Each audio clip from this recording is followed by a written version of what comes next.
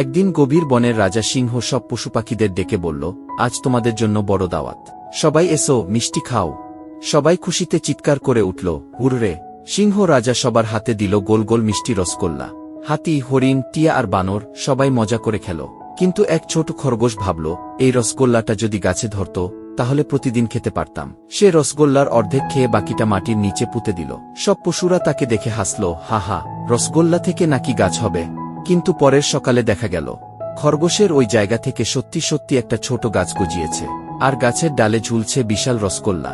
সবাই অবাক হয়ে তাকিয়ে রইল, আর খরগোশ আনন্দে লাফাতে লাগল। সে প্রতিদিন গাছে জল দিত, পাহারা দিত। এক রাতে গাছের নিচে ঘুমিয়ে পড়ল সে। ভোরে উঠে দেখে রসগোল্লাটা নেই। খবর ছড়িয়ে পড়ল পুরো বনে, রসগোল্লা হারিয়ে গেছে। খরগোশ গেল রাজা সিংহের কাছে আর সব কথা বলল।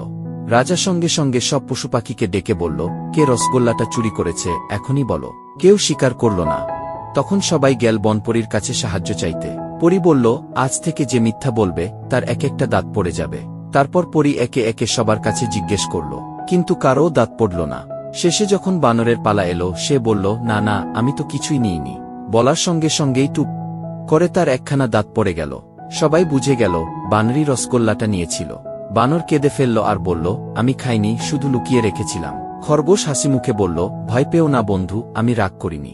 শুধু পরের বার সত্যি বলো।